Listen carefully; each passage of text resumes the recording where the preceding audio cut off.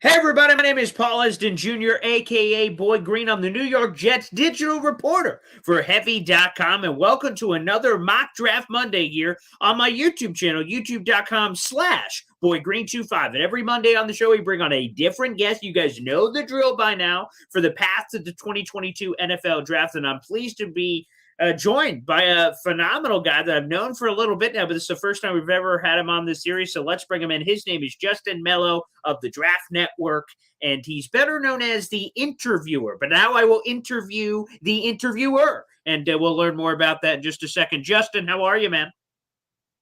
Doing well. Appreciate you having me on today. Well, Justin, let's talk about that because that's how you are known in the draft community, as the guy that interviews all the prospects leading into the draft. And you have great sources and great stories and some compelling questions that really get some unique answers out of these draft prospects. How'd you fall into this gig? How long have you been doing this job? Because it's been a fascinating piece of the draft community. I appreciate the kind words. I started the interview series, I want to say it's about 6 or 7 years ago now. Really was just kind of my own brainchild. I kind of wanted to get myself into the draft community, started kind of learning what I could do differently from everyone else. I thought there was a lot of good scouts out there, a lot of, great guys that, grind a lot of film and write their scouting reports and mock drafts. And I enjoy doing all those things, and I still do all of those things, but kind of tried to find my niche and try to come up with something different. So I came up with the interview series.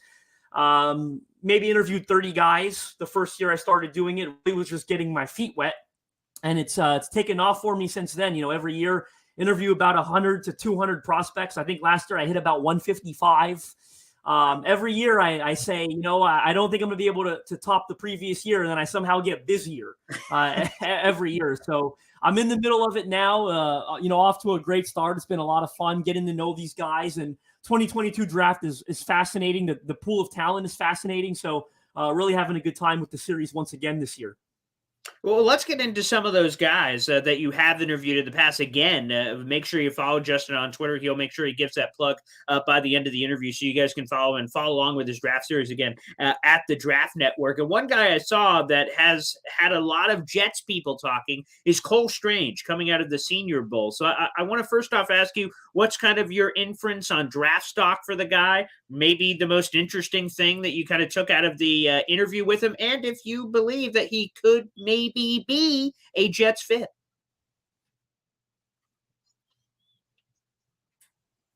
Yeah, Cole was a really, really interesting guy. I really enjoyed speaking with him and interviewing him. The one thing that really struck me that I took away from getting to know him was how honest he was as a prospect. I thought there was no BS with him. My biggest takeaway in terms of an answer that he gave me was the very first question I asked him.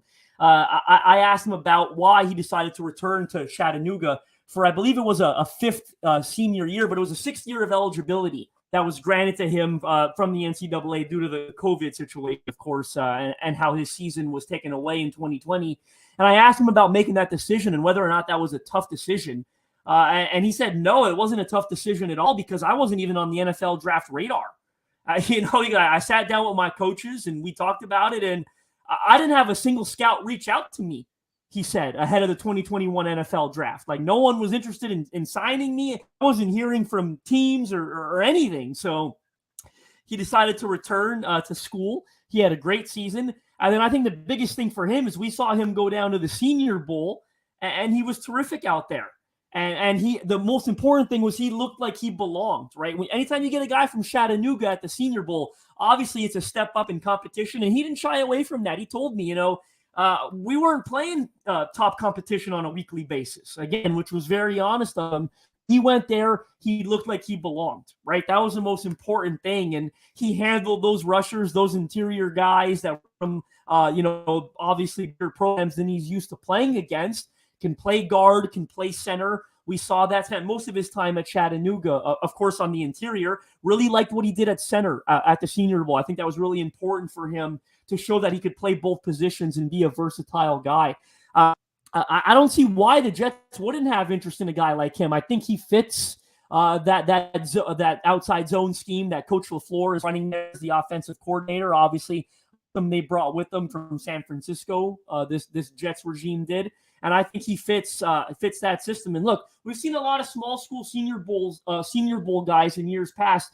Quinn Miners, Ben Barch, guys that went to the Senior Bowl improved their draft stock because of how good they looked, and they ended up going second, third round. So I think Cole Strange can end up being a third round pick. I really do. Those are great examples. And by the way, the thing I loved is the thing that you obviously just pointed out there with the honesty and candidness coming from these prospects. Because a lot of the times, when you get big fish, small pond, guys can be whispering in their ears, the draft's right there, baby. The draft's right there. And you can be influenced and maybe, just say, screw this, screw the college eligibility. I'm going right in. And unfortunately, a lot of these guys get a harsh reality that is not the case.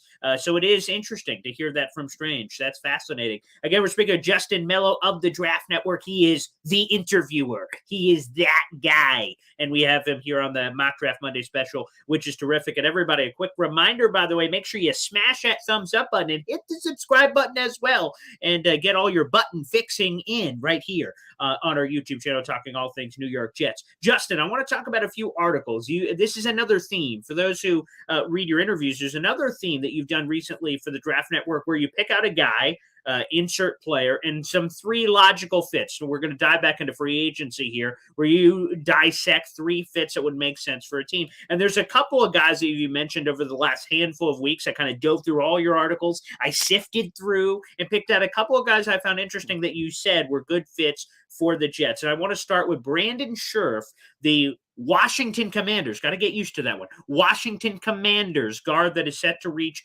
unrestricted free agency. You said it would be a good fit.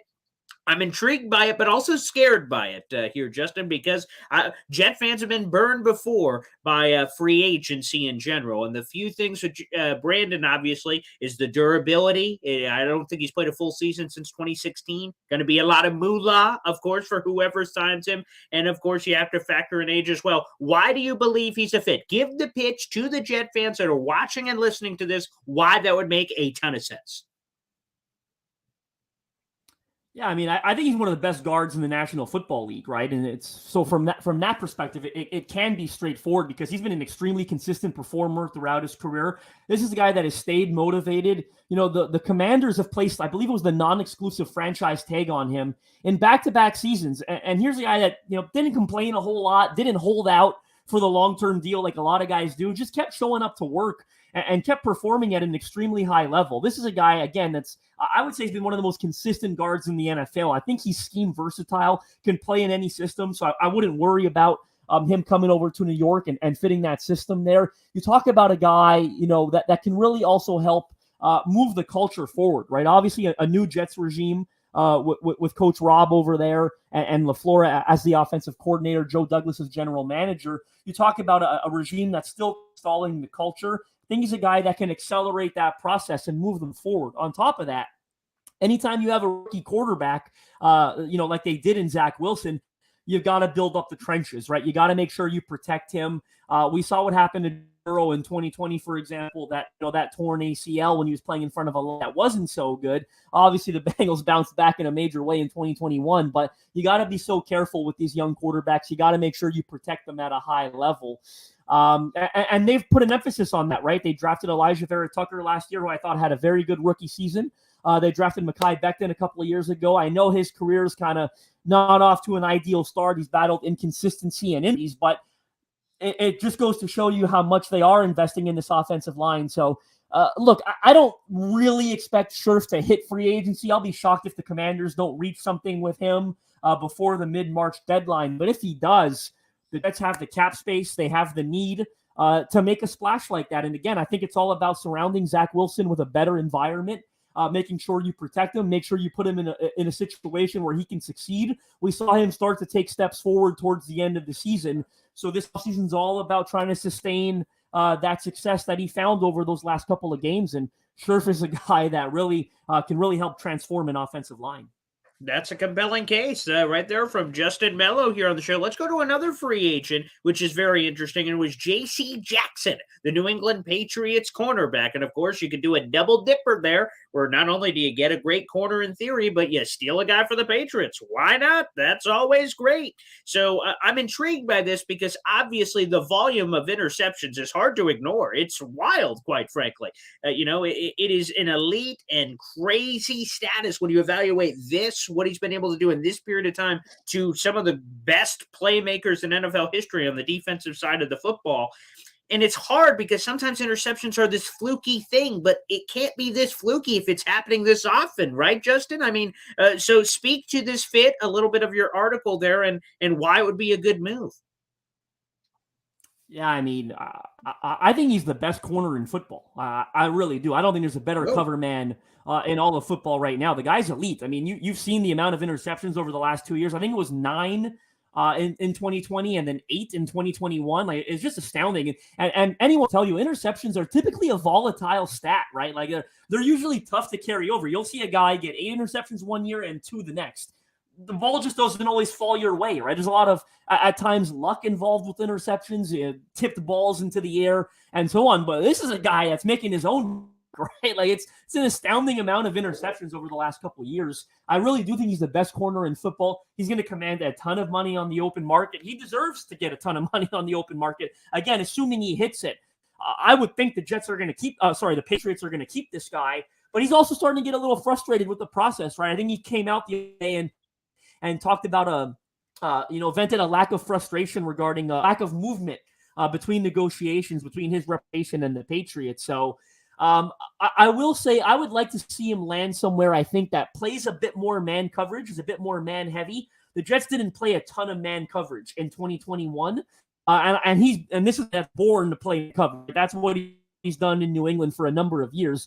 With that said, I think Coach Rob potentially realizes that maybe he have the corners to play man coverage as much as he would have liked to last season, right? The Jets obviously had quite a few holes at corner. A lot of young guys were out there, a lot of inexperience. So I would like to think if the Jets were to land a guy like J.C. Jackson, they would start playing more man coverage, right? Because that's his bread and butter. So, and you talked about, weakening the Patriots, taking them away from a division rival. Talk about the icing on the cake, right?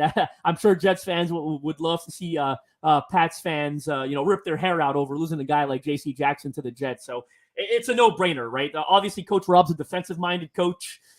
He's got an affinity for guys like J.C. Jackson. So really a no-brainer if he hits the open market. Given the Jets' corner situation, I would imagine they would at least consider players there.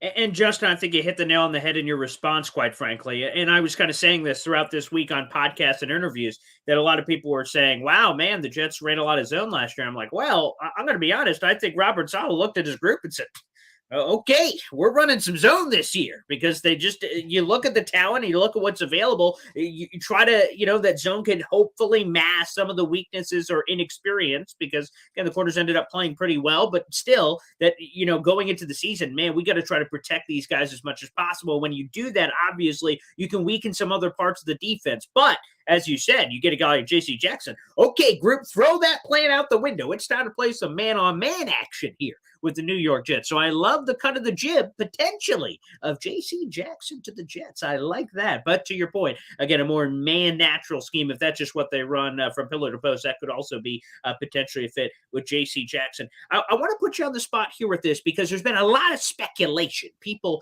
that the Jets need a new number one wide receiver, like a pure number one. Maybe Elijah Moore is that guy, but again, you got to see kind of where everything goes there. I love Elijah Moore. But the fact of the matter is this: people have speculated, oh, they're going to draft their guy.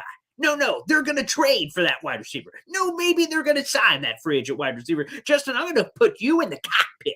You get to pick. You get to tell me who is the one wide receiver that you can, again, anything, the world is your oyster. Draft, free agency, trade. Who's the wide receiver the Jets should look to acquire that would be the ideal number one wide receiver to get? A lot of people have thrown a lot of crap at the wall. You tell me what sticks. Well, I think their second selection in the first round is 19th overall, I believe. 10th. I think 10th. That's a spot. Oh, 10th, right. Sorry, geez, 10th. The 5th and 10th is it they have? 4th and 10th. Yeah. 4th and 10th. I mean, 4 is certainly too early to go wide receiver in this draft. I think they'll probably go with a corner or a tackle. But I think maybe you start thinking about it at 10. Guys like Chris Olave or Traylon Burks. I think those are two really good receivers that could potentially come off the board in the top 20. Jamison Williams, another guy from Alabama, if they're comfortable with the ACL situation there. I don't know that they're going to make a sizable splash in free agency at the position. They kind of did that with Corey Davis last season, signing him, 3 years, $39 million, I believe it was. And for the record, I'm a tough guy. Really like Corey Davis. Still like Corey Davis. I think that's still going to work out in New York. I think he got off to a decent start there. Had a couple big games, and then the injury, issues started to rear their head, unfortunately, and his season ended prematurely. And I was a big Elijah Moore fan as well. I think Elijah Moore is going to be a terrific receiver. So when I look at this group, I don't think they need to make I don't think they need to go and sign someone in free agency and give him $15-20 million a year. I don't think you need to draft one at 4. I really don't. So I like Corey Davis. I like Elijah Moore. Maybe start thinking about it at 10. I think you have to weigh it versus which offensive line options are maybe still on the board, and edge rushers as well, right? Like you look at a guy like Kayvon Thibodeau, George Karlaftis. These guys might slide to that second pick even, right, at 10. You look at the offensive line. You can make an argument for a guy like Kenyon, who I think is an elite interior offensive lineman. You look at a guy like Charles tackle maybe that can still be on the board. I don't think you're going to get Evan Neal or Ekwonu at 10. Maybe you get one of them at 4 potentially. So the Jets are going to have a lot of options with those 2 picks in the top 10. Heck, even corner, right? We just talked about the weaknesses at corner. I think a guy like Ahmad Sauce Gardner, Derek Stingley, those guys will probably very much be in play for them. So it's a tough situation. I would maybe even on day 2, I think there's going to be a lot. This draft is really deep at receiver. So I think there's a chance that you can get a really good receiver on day 2. I mean, they got Elijah Moore last year, so it's really tough. I'll finish by saying this. The more I kind of work through that scenario, I don't think I would take a receiver at 4 and 10, but I think I would strongly consider one on day 2. And then there will be good players there. John Chi, George Pickens, David Bell. There will be a lot of good receivers available on day 2. And that's a perfect segue for our final point. Every guest here on the show is forced up against a wall to be the GM of the Jets and make some picks for a quick mock draft. So let's do a quick mock draft, and we'll go as far as you want, Justin. We can go just first round, or we could go first and second round. In the second round, they have, of course, pick number 35 and 38. Thank you to themselves, and of course, the Carolina Panthers for that Sam Darnold trade. So with that being said, we're going to throw it into you. You decide where they go, and of course, Jet fans can throw all their hate at you on Twitter. Again, before we get you out of here, we'll make sure we throw that Twitter handle up as well. So let's start off with the number 4 overall pick. Jets have a litany of needs, especially ahead of free agency here. Who do they pick? Number 4, Justin, you're on the clock. Do I know who went with the first 3 picks, or? No, so yeah, I will establish that. It's kind of up to you. There will be no draft network scenario, which is something we love doing, by the way, using the mock draft machine and putting the scenario up. It's up to you. You tell me who you believe. Like I said, trying to make it as realistic as possible. Who you believe could potentially be on the board there. Obviously, people rise and fall over the board. We've had people say, "Oh yeah, I'll go Kayvon Thibodeau at 4. I'll go Aiden Hutchinson at 10. I'll go this guy." I'm like, "Yeah, okay, yeah, that would be great, but not going to happen." So whatever you believe will be available at that pick, and we'll just kind of work our way through. All you're responsible for is the Jet selections, and like I said, we'll start off at number 4. Okay, yeah, at 4, I'll go with Kayvon Thibodeau. I think there's a really good chance that he is going to be there on the board at that pick. I think I lost a little steam as a potential number 1 overall choice. I feel that selection is now down to Evan Neal or Aiden Hutchinson for Jackson. Those, potentially both will go in the top 3. And I think Ekwonu is probably the other guy that goes in the top 3. So I think there's a great chance that Kayvon Thibodeau is going to be there. And I mean, what more can you ask for? Look, the Jets need edge rushers. They tried to make a splash in free agency last year with Carl Lawson. Unfortunately, he suffered, I believe it was a torn Achilles that ended his season before it even started. That's the second season-ending injury for Carl Lawson. So you got to be careful counting on him too much. I think obviously he's a part of the solution next year, but you do have to better protect yourself in case it takes him some time to get back to full strength. So Kayvon Thibodeau is the total package. He's an athletic freak, speed, bend, explosiveness off the edge. Is a guy that I think is a better football player than people give him credit for, but he's also, I think, a better competitor than people give him credit for. He could have opted it out earlier. He had issues, injury issues that he played through, this being a bona fide top 5 pick. So I love the guy. I think he's a football player through and through. I think we're starting to get a little too low on him. I'm starting to see people say he might be available at 8, 9, 10. We were just talking about him potentially being a first overall pick just a few weeks ago. So I think Kayvon Thibodeau at 4 makes a lot of sense. Yeah, crazy talk is what's happening in the draft Twitter sphere or anything, all this nonsense of him falling all the way down the board. I think it's complete hoopla, but I agree. I think Jet fans will be very happy if Thibodeau is there on the board at 4. All right, we'll wrap it up. We'll only make you do the first round, so we'll go to a 10th overall, their second first-round pick. You gave him an edge rusher first. Where do they finish up at the number 10 overall spot? I can make the picks in the second round if you want, by the way, Paul. Oh, great. I don't sure. mind. Let's do her. Yes, great. Picks. Why not? At 10th overall, I'm going to go with Derek Stingley Jr., the cornerback out of LSU. I think the Jets clearly, we've kind of touched it on this episode. They need corners in a major way. There's no doubt about that. They need talented corners. Stingley is a guy that I'm extremely high on.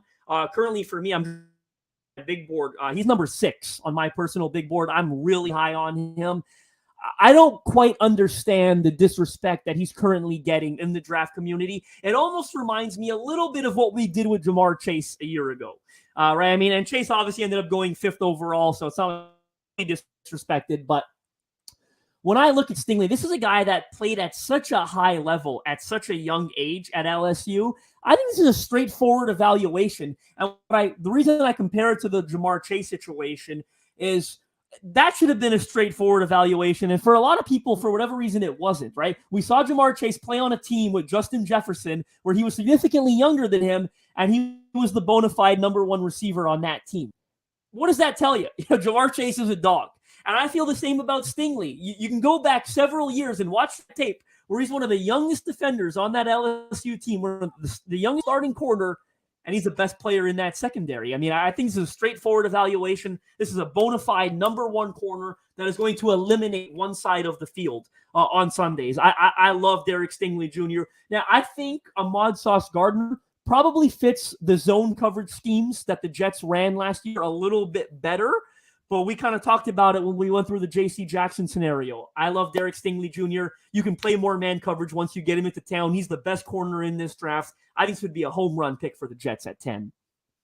That would be a scenario I'm perfectly comfortable with, double dipping at defense if those are the selections and those are the places that you're sniffing. Justin, I love the chutzpah, so let's dive into the second round. These are my favorite picks. You have 35 and 38. We'll start at 35. You gave him some great defenders in the first round. Where do we pivot here in round number 2 at number 35? At 35, I'll go with one of the receivers, and I think Garrett Wilson out of Ohio State could potentially be there. I think that's a guy that they would have a lot of interest in. Garrett Wilson, Jahan Dotson, those are one of the picks I would make. I think Elijah Moore, I know he's a bit undersized, but he's fully capable of playing on the outside. This is not a guy that you have to pencil into the slot position season. I think Elijah Moore and Corey Davis are your starting outside receivers. Week 1 next season. I think what you need to do is attract a high-level option in the slot. You're probably losing both Braxton Berrios and Jamison Crowder in free agency. Berrios, I think his representation had come out publicly and said they're looking for $8-9 million a year. I think that's a really hefty payday for a guy that only started emerging towards the end of the season. And truly, when you look at the numbers, they weren't that eye-popping. I don't think this is a guy that gets $8-9 million a year. But if so, I think the Jets are better served moving on, drafting a guy in the second round that you're going to get on a rookie contract, right? He's going to be making peanuts compared to what Berrios might end up landing on the open market. So ideally, I think you look at slot receiver here. A guy like Garrett Wilson makes a lot of sense to me. All he does is get open and catch the football. We are not giving this guy enough respect. A lot of people are going to complain about, oh, I don't know about the long speed. I don't know about this or that. Remember what Cooper Kupp ran? Cooper Kupp ran a 4.62. Okay, let's not put too much emphasis. What does Cooper Kupp do? He gets open and he catches footballs, right? That's the most important aspect of playing receiver, and sometimes people forget that. Garrett Wilson, to me, is a bit of a similar player in terms of that's what he does best. Don't overcomplicate things. Get open, catch balls. Garrett Wilson wins with his mind. He is such a receiver. He understands how to run routes at an extremely high level. He's a guy that I think can start in the slot for the Jets on day one. If Wilson is there at 35, I will do the worm, and I've never done the worm in my life. So we will see what that would look like. That would be phenomenal. I like a Wilson to Wilson connection too. I'm sure the tabloids would have a lot of fun with that one. So great offensive pick. All right, let's wrap it up here, Justin. Finally, with the number 38 overall pick. Again, 4 picks in the top 38. A lot of ammunition here. How do you wrap up your draft? GM Justin Mello. So I'm gonna throw out 2 options here because I think you addressed the offensive line with this pick. We talked about Brendan Durf earlier. If you can get a Zion Johnson guard out of Boston College at this pick, I think that's a no-brainer. The reason I'm going to give 2 options because I know there's a good chance Zion Johnson may not be there, but I don't think it's impossible that he's there. I think his sweet spot is somewhere between 25th to 40th overall. Being an interior offensive lineman, those guys always go early. So as great of a player as he is, a lot of teams don't place a premium on guards, right? And they prefer to draft their guards in the 2nd and 3rd and even 4th round. So if Zion Johnson is there, I think that's a no-brainer. I thought he was the best offensive lineman at the Senior Bowl. Every rusher they put in front of him, practice reps one-on-one, he just handled flat out. This is a guy that played left tackle at Boston College. I'm going to be a guard at the next level, but he even played some center at the Senior Bowl. So the versatility is through the roof. I do think he'll be an interior player, but you get some added value there that he can kick out to tackle in a pinch. If you get an injury on game day, you got to move some things around. Coaches love that value. It helps. You only have to maybe carry 7 or 8 offensive linemen on game day when you have players like that. And I'm telling you, if there's a thing coaches love, it's being able to have a versatile guy so they can use one of those roster spots elsewhere on game day. So I love Zion Johnson. He's a day one plug-and-play starter at the guard position. Like I said, he can play center, but I really like him at guard personally. If he's not there, I'm probably going with an offensive tackle. I look at the kid out of Central Michigan, a student for Bernard Raymond, and I believe I'm pronouncing that correctly, about 6'7", 305. The guy's got terrific size to play out on the edge. I think he's got a lot of great flexibility and balance for that size. A lot of times, you get such a tall offensive lineman, balance can at times be an issue, but that's not the case with this kid. I'm really intrigued by him. The reason I point to a tackle is, we talked about Mekhi Becton earlier. Very much feels like a put up or shut up year for him. We'll see how that works out. Morgan Moses is a free agent, a really good right tackle. You never know. I think the Jets should have in retaining him, but nothing is guaranteed in free agency, right? So I do think the Jets could be in the market for a tackle with one of these selections. And I think Raymond is a no-brainer, and I think there's a good chance he ends up going in the 2nd round. And if he's on the board there at 38 and the Jets didn't get, they didn't get Neil Irikwanu at 4th overall, don't take Charles Cross or Trevor Penning at 10. I think that's a little early for those guys. Yeah, you go into the 2nd round, you still need a tackle like I did in this scenario that we just did. I think you come away really happy with getting a guy like Bernard Raymond. Justin, phenomenal mock. Thank you so much. I've been a big fan of your work for many years. We've had you on some different radio shows and other things, but this is the first time we've done the video interview on YouTube. So thank you so much for taking the time to hang out with a bunch of Jets people and fans and listeners and enthusiasts out there. They really appreciated it. Justin, thank you so much, man. Pleasure's all mine. Best of luck to Jets fans and Jets Nation next year. It's very exciting to have 4 picks in the top 38, right? You can really help change the trajectory of this, guys. And stay patient with this regime, Jets fans, because, Coach Rob, Coach LaFleur, I think they've got the right people in place. I really like Joe Douglas at general manager. Stay patient with the regime. Zach Wilson started showing some promising flashes towards the end of the year. Jets are a team that can take a positive step forward next season. I believe they will. So good luck to all Jets fans. Hope you enjoyed the show. All right, there you go. Justin Mello. Make sure you follow him on all